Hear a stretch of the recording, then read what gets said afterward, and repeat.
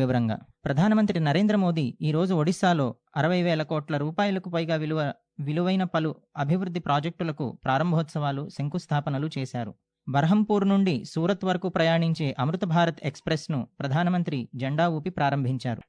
కేంద్ర ప్రభుత్వం 2 సెమీకండక్టర్ యూనిట్లను, సెమీకండక్టర్ పార్కును ఒడిశాలో అభివృద్ధి చేయాలని ప్రతిపాదించిందని, ఇది ఒడిశా పరిశ్రమ, సాంకేతిక వృద్ధిని ముందుకు తీసుకెళ్లడంలో ముఖ్యమైన పాత్ర పోషిస్తుందని ఆయన అన్నారు.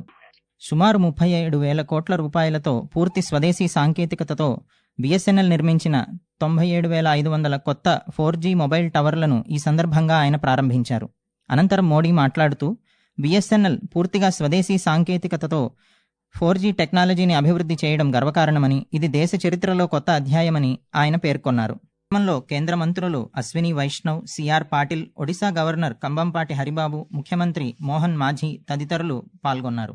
దేశ పర్యాటక దృక్పథంలో అనుసంధానత ప్రధానాంశమని పర్యాటక శాఖ సహాయ మంత్రి సురేష్ గోపి అన్నారు. న్యూఢిల్లీలో ఈరోజు ప్రపంచ పర్యాటక దినోత్సవం సందర్భంగా ఒక కార్యక్రమంలో ప్రసంగిస్తూ, ఉడాన్ పథకం వంటి కార్యక్రమాలు పర్యాటక ప్రదేశాలకు అనుసంధానత మెరుగుపరిచాయని అన్నారు.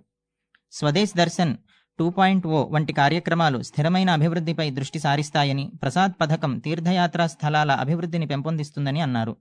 విదేశీ పర్యాటకాలన్నీ ప్రోత్సహిస్తూనే పర్యాటక రంగాన్ని భారతీయులకు అందుబాటులోకి తీసుకురావడం అనే సవాలును నీతి ఆయోగ్ వైస్ చైర్పర్సన్ సుమన్ బెర్రీ తన ప్రసంగంలో పేర్కొన్నారు.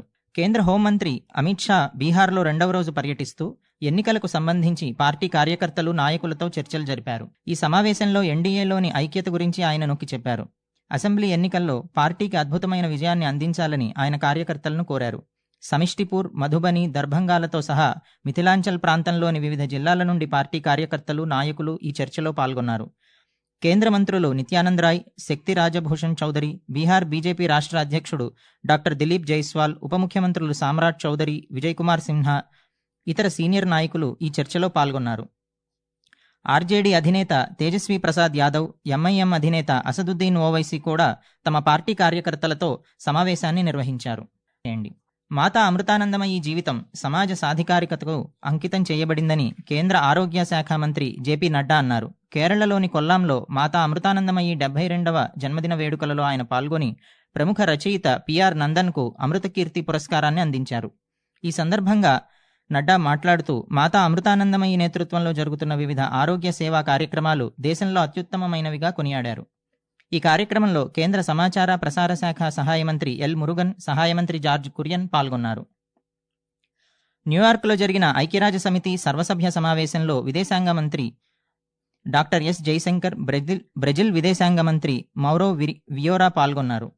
జమ్మూ కాశ్మీర్లోని పహల్గాంలో ఇటీవల జరిగిన ఉగ్రదాడిలో పౌరుల దారుణ హత్యను మంత్రులు తీవ్రంగా ఖండించారు.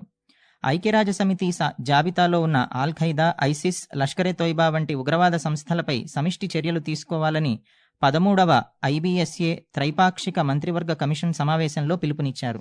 అమృత భారత్ స్టేషన్ పథకం కింద గుజరాత్ రాష్ట్రం సూరత్లోని ఉద్నా రైల్వే స్టేషన్ను పునరుద్ధరించనున్నట్లు కేంద్ర రైల్వే శాఖ మంత్రి అశ్విని వైష్ణవ్ అన్నారు.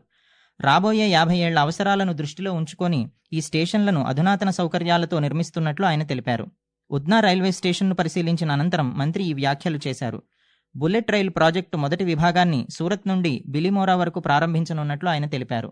ప్రధానమంత్రి నరేంద్ర మోదీ ఈరోజు ఒడిశాలో 60,000 కోట్ల రూపాయలకు పైగా విలువైన పలు అభివృద్ధి ప్రాజెక్టులకు ప్రారంభోత్సవాలు, శంకుస్థాపనలు చేశారు.